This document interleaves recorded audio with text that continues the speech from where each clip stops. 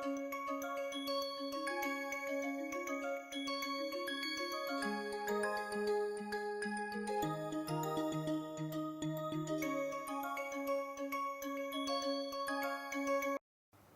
all and welcome to this next session in the course Pre-MBA Statistics.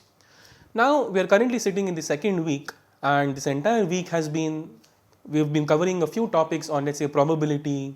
Then the last session, if you vaguely remember, we talked about different axioms of probability. Then we started the session with something called as Venn diagrams, and then unions, intersections, complements, etc. of two or more sets. And then we saw a couple of examples towards the end of last session. So now in the same spirit, the next important thing that we'll talk about in today's lecture would be called as random variables. So random variables would be kind of a stepping stone to sort of clarify slightly more advanced distributions. You might have heard about distributions such as binomial, Poisson, normal, exponential, etc. But then we have to study, or rather talk about, something called as random variables, and then ultimately we're going to put some distribution on top of a random variable. Okay. So again, just to understand this entire idea about random variables, so it's kind of, as the name suggests, so any variable which can take random values is called as a random variable. So again, you need not worry. So we'll take a lot of examples in the spirit of explaining what are random variables and taking some concrete examples, finding probabilities and so on and so forth. Okay. Okay, so again, if you remember from last section, this entire idea about probability, it starts with some random experiment. So when a random experiment is performed, we are often not interested in all the details of the experiment, but only in the value of the observed quantity. So again, just to take a very simple example, if you are tossing a coin, let's say 10 times, then we might not be interested as to what it performs, let's say down the line 100 times or 1000 times, but in one particular instance. Okay.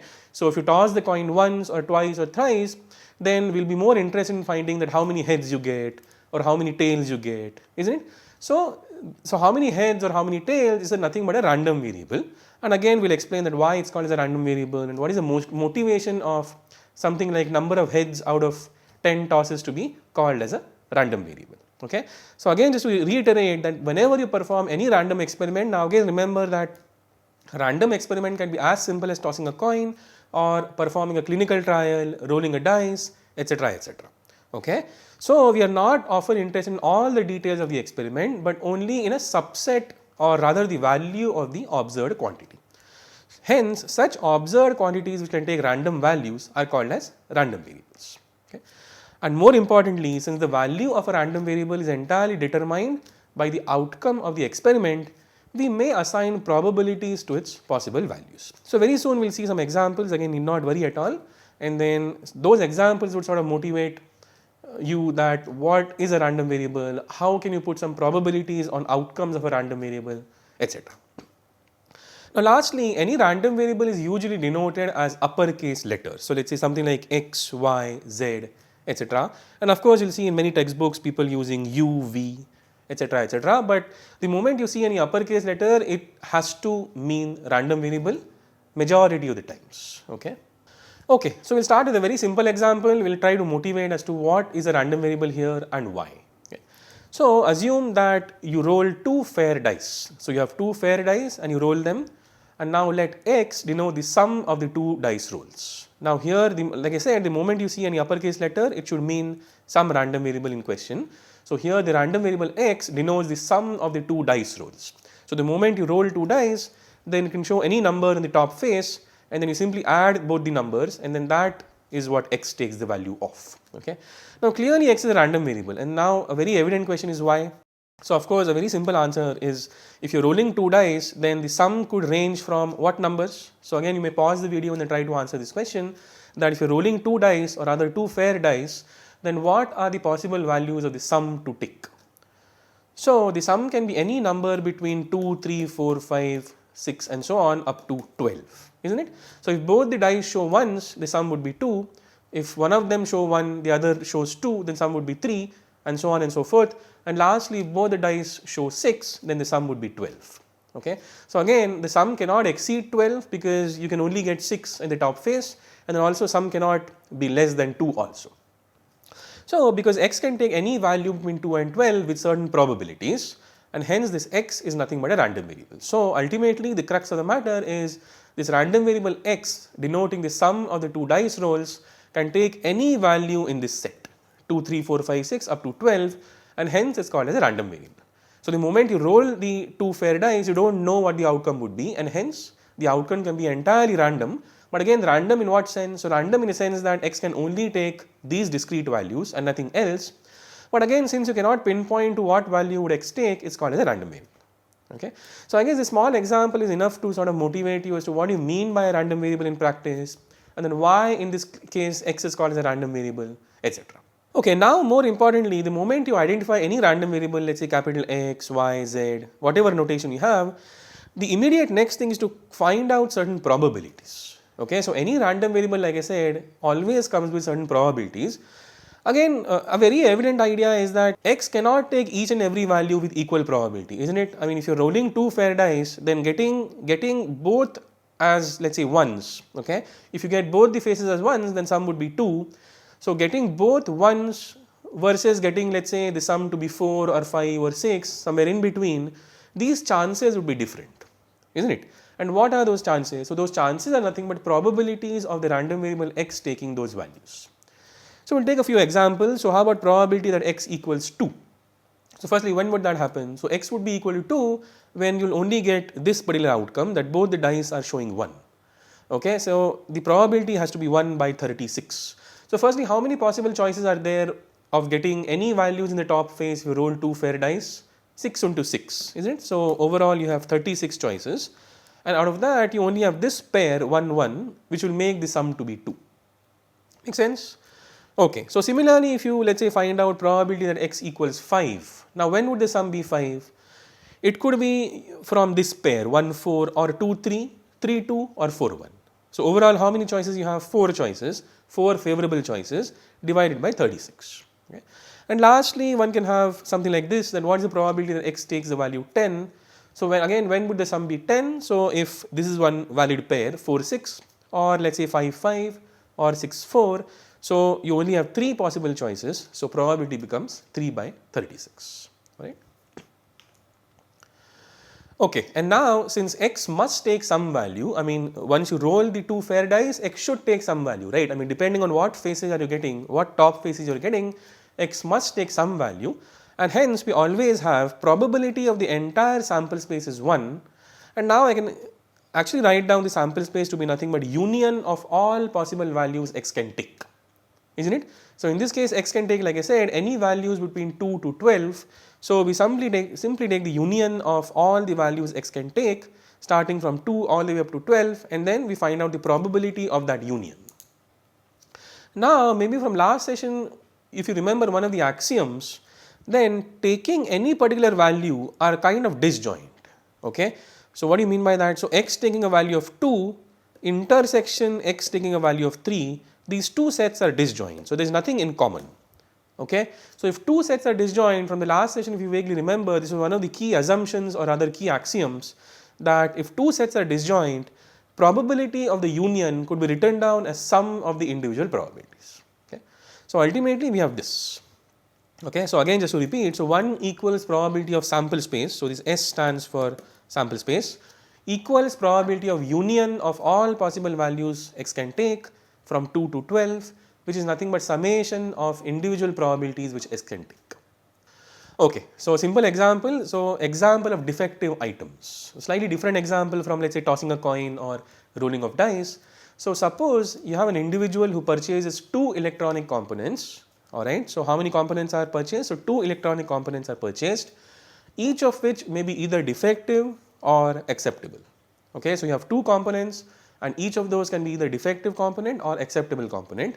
Let D denote defective while small a denote acceptable components. And of course, if you are purchasing 2 components, these are the only possible choices, right? So both of them can be defective. First one is defective, second is acceptable. First one is acceptable, second is defective, or both the components might be acceptable as well. And the second column gives you the corresponding probabilities. So 0.09, 0.21, 0.21 and 0.49. So what do you mean by this? So probability that both the items or both the components would be defective is kind of very small, which is 0.09. At the same time, probability that both the components are acceptable is slightly higher, which is 0.49. Okay. And one more important thing, that if you add up all these probabilities, then you should actually get 1, isn't it? Because these are the only possible choices. So in this case, my sample space consists of only these 4 observations or these 4 pairs, and the corresponding probability should always add up to 1 because of this simple axiom that probability of sample space equals 1. Anyways, but this is the context that you have 4 choices corresponding to 4 different probabilities. Okay. Alright, now what exactly is a random variable here? So again, if you go back a slide, then we did not discuss any random variable in this slide here, but what could be a random variable here? So now let random variable x denote the number of acceptable components in the purchase. So number of acceptable components is nothing but my random variable. Okay. Now again, before I discuss anything and before I show you anything, so can you pause the video and then try to tell me that what possible values this random variable x can take? Again, just to repeat, what values this random variable x can take. So again, for that you do again see that what x defines. So x is defined by the number of acceptable components out of how many components? 2 components. Okay. So out of 2 components, the number of acceptable components can be either 0 or 1 or 2, isn't it? So I cannot have 3 acceptable components if you only have 2 components, isn't it? And of course, the acceptable components can also not be negative. So it starts with 0. And again, it cannot be decimals also, it has to be discrete. Okay, so 0, 1, 2 are the only possible choices.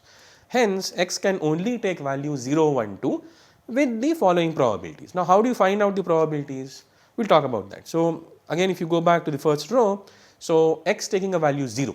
So, what do you mean by that? If x takes a value 0, it means that both the components are not acceptable or both the components are defective, isn't it? So again, if you go back a slide, you will again remember that this corresponds to pair D comma D, where both the components are defective.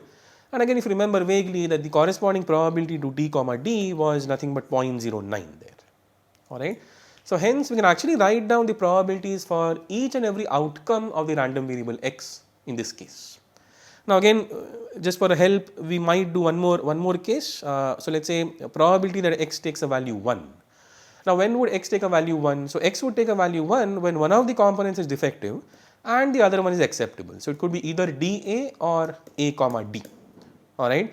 So again, you might want to go back a slide, and then D comma A and then A comma D, you simply add these two. So the answer has to be 0.42. Okay. And then this is what you see here.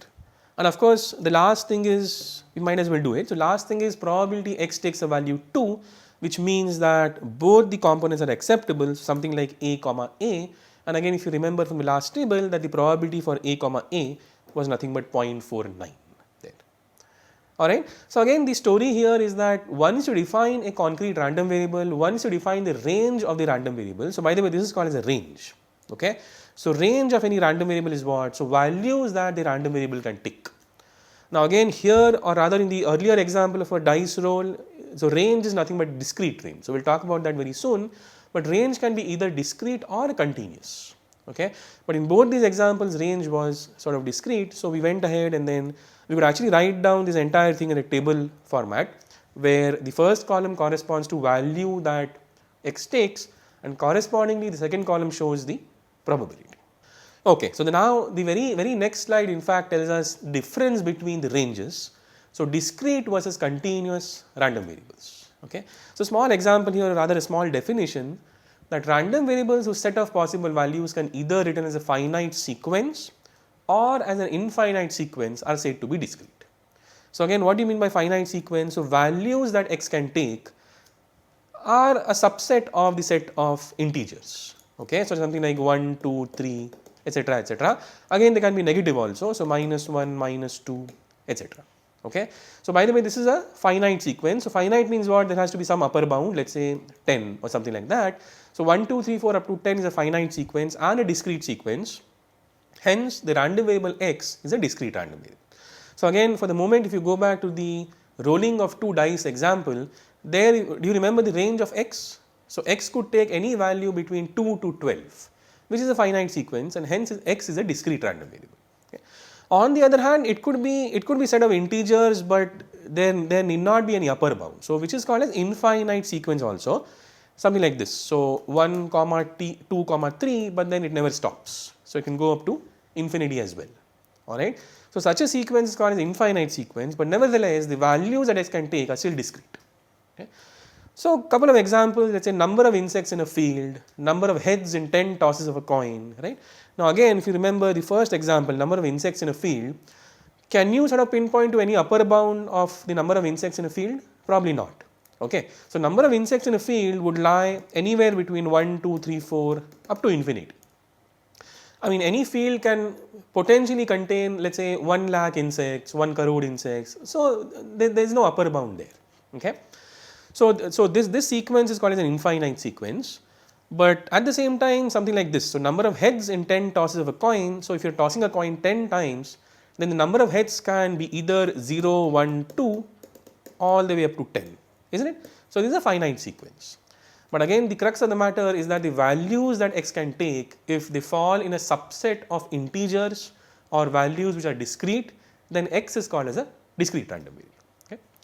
Now on the other hand, random variables whose set of possible values can lie in an interval or union of disjoint intervals are called as continuous random variables. So couple of examples, and through these examples I will kind of explain better. So let's say temperature. So again, if you think of temperature, so firstly temperature can take any decimal values, isn't it? So 20.3 degrees Celsius or 32.4 degrees Celsius, etc., etc. So again, temperature values need not be entirely discrete, isn't it? So 20, 21, 22. They can of course take any values in between as well. So typically, let's say if you try to somehow find out the lower end point and the upper end point, then I can roughly say that the winter temperature in Mumbai can range anywhere between, let's say, 12 degrees to somewhere around, let's say, 20 degrees, okay, during December, Jan and those months, okay. So again, so x being the temperature value, so here what exactly is a random variable? So random variable is nothing but x, which denotes nothing but the temperature. So the temperature can lie anywhere in this interval. So when I write down this interval, so it can actually take any real number inside this interval, and hence such an x is called as a continuous random variable, okay. Similar examples, height, age. So again, if you are kind of measuring the height of any person, then height can also take any decimal values, let's say 6 feet and 2 inches or 5 feet and 7 inches, etc., etc., right. And hence I cannot write down a particular discrete value for anybody's height. And similarly age. So age can be, let's say, 18 years, 7 months, you can go in days, minutes, hours, etc., etc., okay. So, probably one simple homework to all of you, or one suggestion to all of you. So pause the video and try to find out number of different examples on your own of both a discrete random variable and a continuous random variable before you move on. Okay, so now the next important thing is, once we sort of do away with identifying a random variable, then defining what is a random variable, then the most important aspect, which is the first one, is called as the probability mass function of any random variable x, okay. So for that we will assume a simple thing, that x be a discrete random variable to begin with, then the probability mass function of x, where x is a discrete random variable, is given by nothing but probability that x takes a value small x, okay. So again, if you remember the defective items and acceptable items example, so these were the possible values x could take and these were the corresponding probabilities. So this entire table here, this complete table, gives you the PMF, or the probability mass function of the corresponding random variable x. So again, just to define one last time, so any PMF of any discrete random variable is nothing but probability that x takes a value small x, okay. So quickly, can you tell me that what would this be? So small p of 1, so what do you mean by this? So small p of 1 is nothing but probability that x takes a value 1, which in this case is nothing but 0.42, alright. Okay, so now once you define the probability mass function, now the immediate next thing is, again we are assuming x to be discrete, by the way, but then the second thing is called as a cumulative distribution function, or CDF. Okay. Now the cumulative distribution function, or the CDF of any discrete random variable x, or in general any random variable x, firstly is denoted by capital F of x, and which is nothing but slightly different idea, probability that x is less than equal to some number x, okay.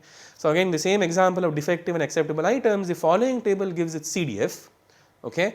So for example, let's say if you fix x to be 0, what do you mean by this? So capital F of 0 means what in terms of definition of CDF? So this is nothing but probability that x is less than equal to 0, which has to be 0.09, okay. But now the moment you sort of transition to 1, so capital F of 1 would mean what? This is probability that x is less than equal to 1, and this definition means nothing but, so x is less than equal to 1, so probability that x could be either 0 or x could be either 1. Okay, so you simply take individual probabilities of 0 and 1 and then simply add.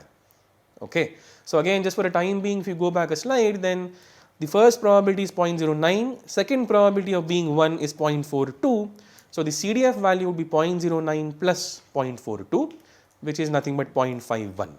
Okay.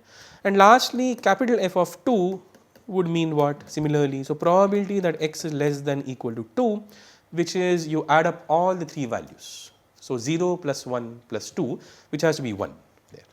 Okay.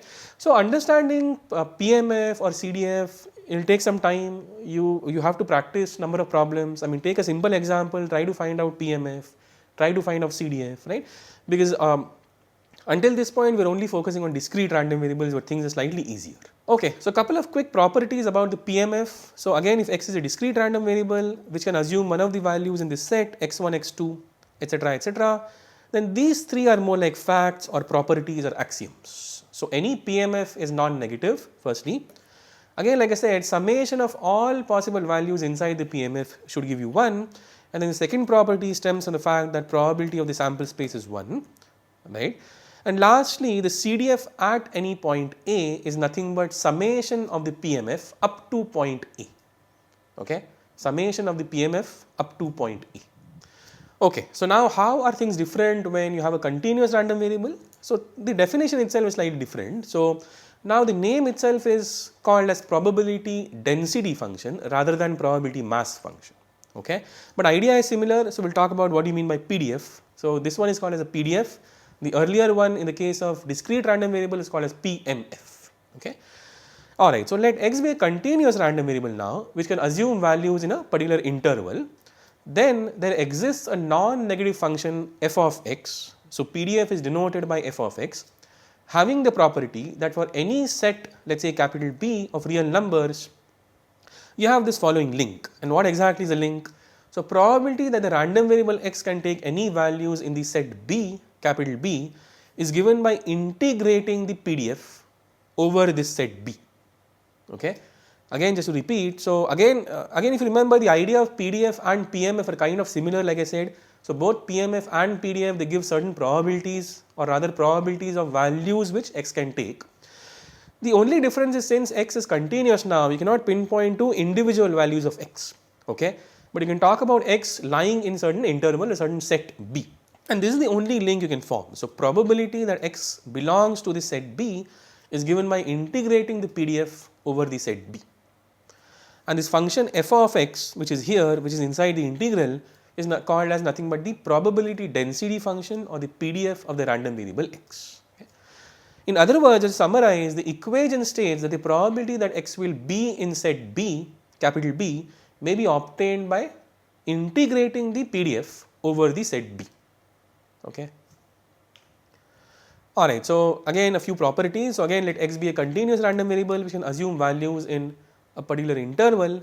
Then integration of the PDF over the entire range minus infinity to infinity has to be 1. Okay. And again, this stems from the fact that probability of the entire sample space has to be 1. So in this case, the sample space is defined by integrating the PDF over the entire range of x. Okay. Now at the same time, this is important that how do you find out probability that x lies between any two constants a and b? So what you have to do is you have to simply integrate the PDF between a and b, or rather from a to b. Okay, so integrating the PDF function f of x dx from a to b should point you to this particular probability. Now lastly, what do you think this would mean now? So probability that x lies between a and a. So what do you mean by that? So again, you can understand very quickly using this definition that again if you apply the second property here, this would be nothing but integration of the PDF from a to a, and again this is a definite integral. So the moment you will replace the limits, it will be you have to replace a and then minus the same thing. So ultimately it will be 0. Okay. So one very important property of any continuous random variable is probability that any continuous random variable taking a value a or any constant a has to be 0. Okay.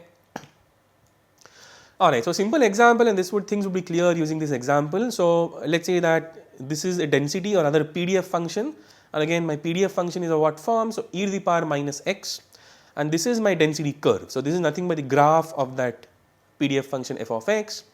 And now another way to look at this is that probability that the random variable x lies between any two numbers a and b is nothing but the area under the curve. So you have an idea called as area under the curve idea, okay, and then area under the curve from where to where? So precisely from a to b. So you write down the PDF curve, or you simply draw the PDF curve, density curve, and then you mark these 2 points a and b. And now if you want to find out probability that x lies between a and b, it is nothing but the entire area under the curve between a and b. Okay. So this is one more relation between the PDF function f of x and certain probability. So any probability can be found out by simply seeing the area under the curve between those 2 points. Okay. And here again, like I said, my PDF is nothing but f of x, which is e to the power minus x, where x is positive. Okay. So this is a connection, by the way. So connection between CDF and PDF is exactly how. So capital F of A, where A is a constant, could be given by nothing but integrating the PDF from minus infinity to A.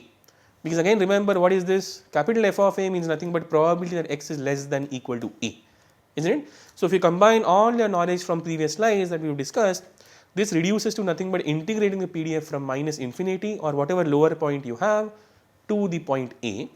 And at the same time, you have, if you differentiate the CDF, what would you get? If you differentiate the CDF, you will end up getting the PDF. Now the last thing here, and then we will stop, that you have two very important measures. First one is called as the expectation or the expected value of a random variable. And again, expectation or expected value notation wise is capital E of x, and again nothing to be afraid about. So expectation means nothing but the average or the mean of the random variable x.